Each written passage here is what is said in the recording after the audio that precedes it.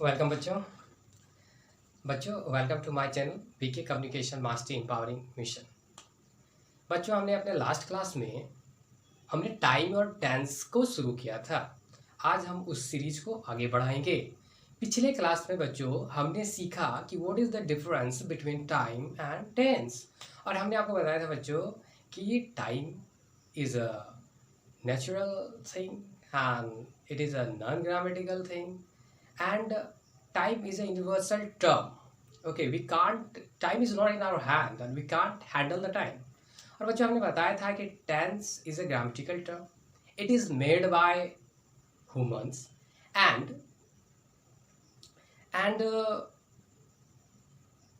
it shows the action of a man or things with respect to their time. With respect to time you can say that. आज बच्चों हम पढ़ेंगे कि अब हम समझ चुके हैं कि टाइम टेंस क्या है। आज बच्चों हम पढ़ेंगे कि ये टेंस कितने प्रकार के होते हैं। और बच्चों ये जो टेंस है ना बच्चों, ये बेस है। अगर इंग्लिश आपकी सेकंड लैंग्वेज है, if English is your second language, then tense is the base for your spoken, for your learning of English language, and for everything. Tense is a very important. Either you are the learning the language, either you are try to speaking, try to improving your fluency, try to one of the framing the sentence. So for every perspective, tense is the base. यानी tense बच्चों base है। बिना इस tense के अगर English मेरी second language है, अगर वो मेरी मदर टंग नहीं है और मुझे सीखनी है, तो ये हमारा बेस है, इसे जानना है। तो फर्स्ट क्लास में हमने डिस्कस किया कि what is the difference between time and tense. आज हम डिस्कस करेंगे कि ये क्या होता है। तो टेंस एक्चुअली क्या होता है बच्चों? ये जो टेंस जो होता है, ये होता है हमारा एक्शन और वर्ब। अब ये जो हमारा एक्शन और वर्ब होता है, ये कितने फॉर्म से काम कर सकता है।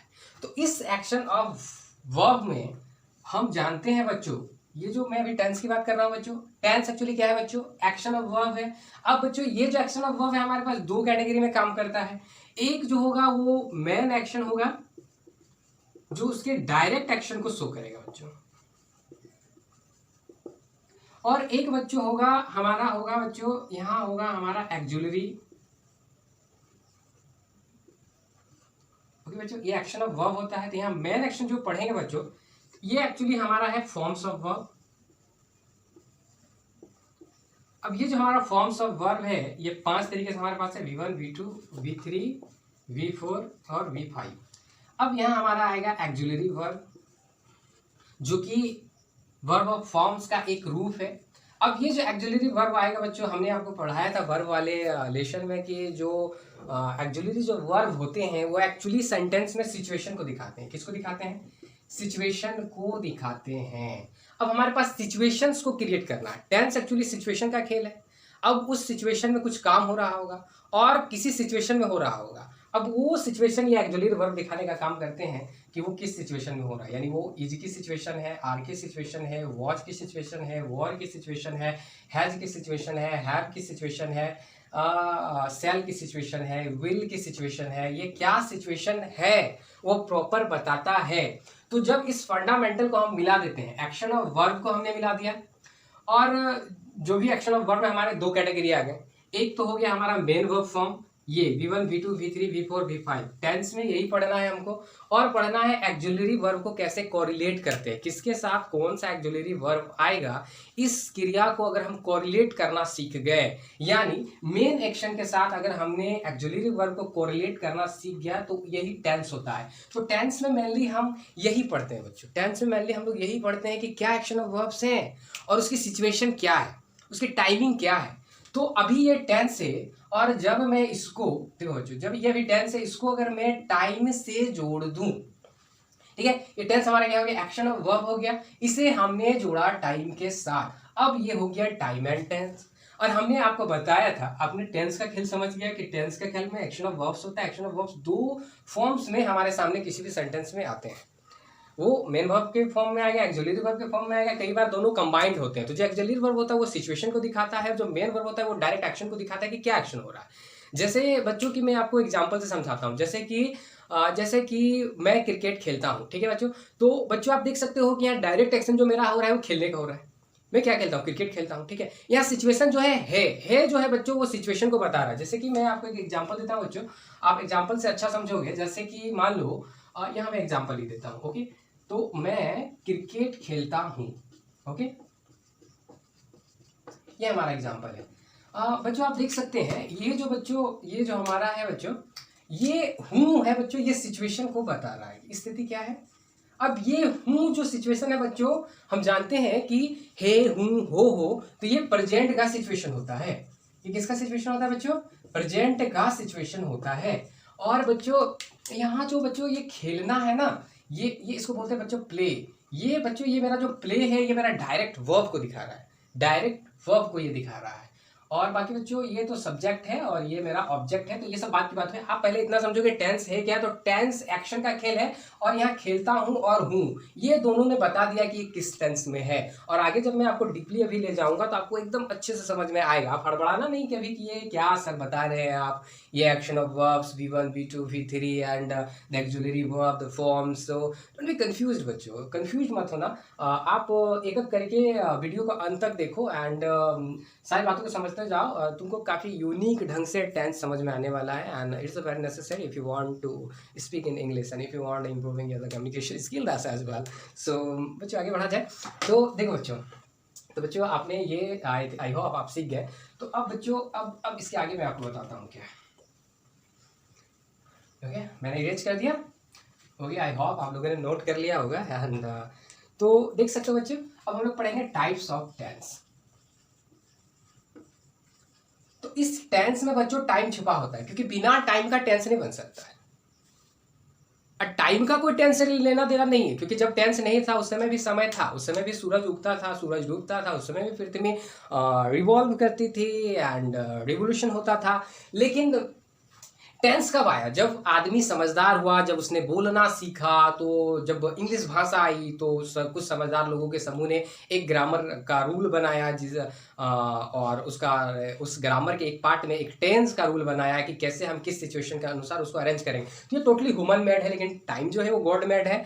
तो बिना टाइम का टेंस नहीं हो सकता, लेकिन चूंकि टेंस टाइम से बना है तो टेंस में टाइम छुपा हुआ है। इस बात को गॉट करना, इस बात को नोट करना बच्चों कि टेंस में टाइम छुपा हुआ है, ओके। और बिना टाइम का टेंस नहीं बन सकता है, लेकिन टाइम होने के लिए टेंस की कोई जरूरत नहीं, क्योंकि टेंस को तो बनाया गया है और टाइम तो पहले से ही था।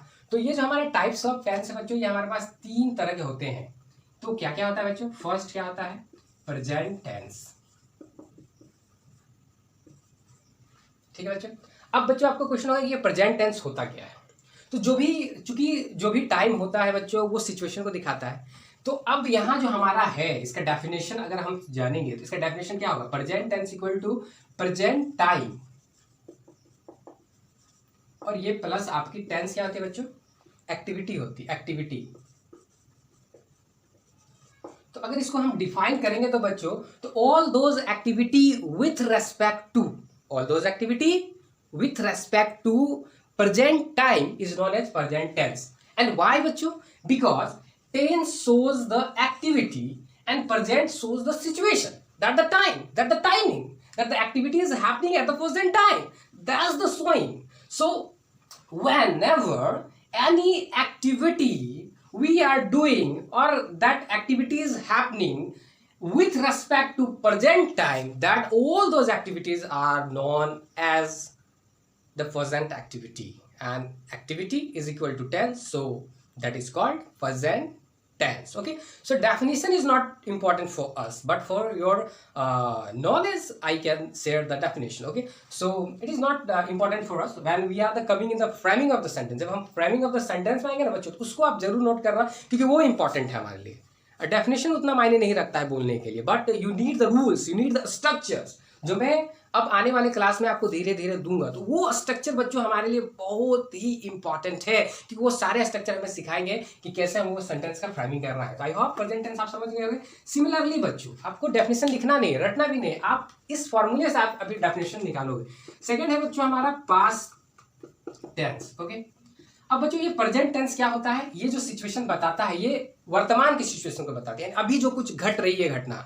जैसे मैं अभी आपको पढ़ा रहा हूँ, ठीक है, मैं पढ़ रहा हूँ, मैं पढ़ता हूँ, मैं लिखता हूँ, जो भी है हूँ हो वाले सेंटेंस हैं। अगर हिंदी में समझे बच्चों, अगर आप हिंदी मीडियम से हो बच्चों, तो अगर हिंदी से समझे तो जो भी सेंटेंस जिसके लास्ट में सिचुएशन है आता हो, हूँ आता हो आता हो, यानी ऐसा कोई सेंटेंस नहीं है प्रेजेंट टेंस में जो हे हूँ हो से ना एंडिंग होता हो। यानी प्रेजेंट टेंस के सेंटेंस के लिए अगर हिंदी में हम समझें, क्योंकि we are the our language is the Hindi and we speak Hindi, that is our mother tongue and English is our second language. तो अगर हम हिंदी से ले बच्चों, तो आपके लास्ट में हमारा जो जितने भी सेंटेंस आएंगे अगर वो हे से खत्म हो से खत्म हो से खत्म हो, तो उसे प्रेजेंट टेंस समझेंगे। प्रेजेंट मतलब वर्तमान, वर्तमान करने मतलब अभी जो भी घटनाएं घट रही हैं, अभी जो भी मैं कर रहा हूं, आप कर रहे हैं, या अभी जो घट रही हैं उसे हम प्रेजेंट टेंस कहते हैं। और ये एंडिंग कैसे होता है बच्चों, हे से होता है, हूं से होता है और हो से होता है, ठीक है बच्चों। उसी तरह पास्ट टेंस को जब लेंगे बच्चों तो ये हो जाएगा था,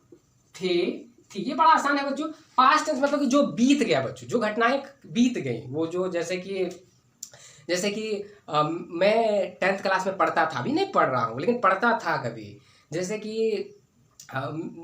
आप बोल सकते हो कि भारत 1947 में आज़ाद हुआ था, तो अभी हुआ नहीं, हुआ था। तो जो घटनाएं पीछे बीत गई हैं, ठीक है, जो पीछे गई, जैसे कि मैं पटना गया था, अभी नहीं गया हूँ, गया था, यानी वो एक्टिविटी ऑलरेडी हो चुकी है और वो खत्म भी हो चुकी है, ठीक है, बहुत पहले खत्म हो चुकी है, तो उसे हम पास्ट टेंस कहते हैं। तो आप हिंदी से अगर याद रखा जाए तो आप हिंदी से याद रखोगे बच्चों कि कोई भी अगर सेंटेंस है, अगर वो था, थे, थी से खत्म होती है ना, तो उसे हम पास्ट टेंस कहेंगे बच्चों। और बच्चों अगर इसे हम अगर इस फॉर्मूले से समझें तो बच्चों पास्ट टेंस में देखिए बच्चों, ये पास्ट किसको बता रहा है बच्चों, टाइम को बता रहा है। यहाँ हमारा हो गया पास्ट टाइम।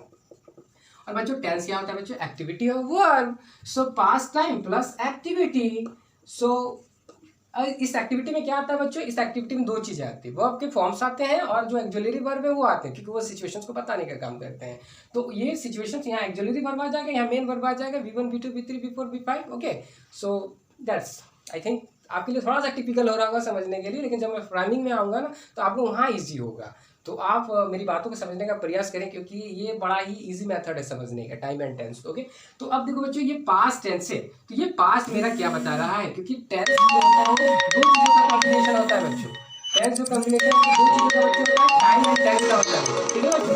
अब ये पास्ट टेंस है, तो ये हमारा क्या होता है, पास्ट टाइम होता है बच्चों, और ये हमारी एक्टिविटी है। इसका डेफिनेशन क्या होगा बच्चों, जितनी सारी एक्टिविटी है अगर इसे हम पास्ट टेंस के रेस्पेक्ट में करते हैं, तो पास्ट टेंस कहते हैं all those activity that is happening with respect to past time is known as past tense. All those activity that occurred with respect to past time is known as past tense. So this is the definition of the past tense. I hope you understand. And since this formula, you can easily write down whatever the definition is. So what is the definition? All those activities with respect to past time is known as past tense. All those activity with respect to past time is known as past tense. Now bachcho we have the third one, future.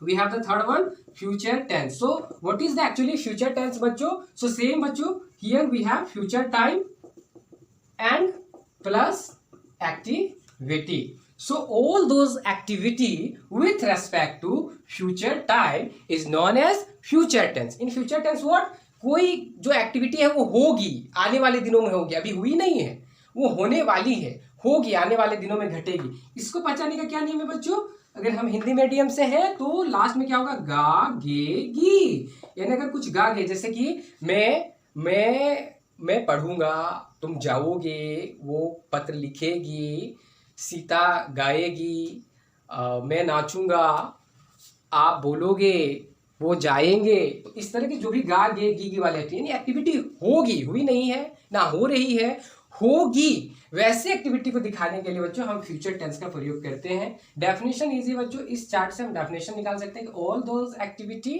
With respect to future time is known as future tense. बच्चों आपको हमने ये बताया कि कैसे हम easy तरीके से इस चार्ट की मदद से इजीली हम इसके डेफिनेशन को फाइंड आउट कर सकते हैं। यहाँ हमने समझा बच्चों कि एक्टिविटी क्या है और कितने तरीके से हमारे सामने आ सकती है। अब बच्चों इसका फर्दर बच्चों, ये तो टाइम एंड टेंस के 3 टाइप्स हो गए बच्चों। अब इस हर टाइम टेंस के बच्चों फर्दर टाइप्स होते हैं जो मैं आपको कुछ देर में बताने वाला हूँ। अब फिलहाल मैं देख लेता हूँ कि वीडियो का लेंथ कितना हो गया है बच्चों, क्योंकि ज़्यादा बड़ा हो जाएगा तो आपके लिए भी ये बोरिंग सेशन होगा।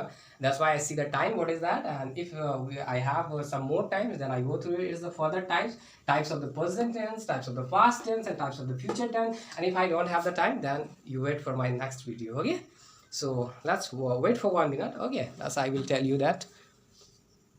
So time is already over guys. So हम मिलते हैं नेक्स्ट क्लास में। ओके, नेक्स्ट वीडियो में मैं आपको इसके फर्दर टाइप्स के बारे में समझाऊंगा और इसके टाइप्स का आई होप कि आपने इसके डेफिनेशन को समझा होगा, जाना होगा और आप इसके डेफिनेशंस को यूज करेंगे। So have a good day, take care, bye bye. And अगर अब तक आपने हमारे चैनल को सब्सक्राइब नहीं किया है तो please subscribe my channel and help me to grow. And I will promise you that I will teach you the English, how to speak and how to write, and how to make your communication skills more better and more influence and more in a more mannerful. Okay, so bye, good day.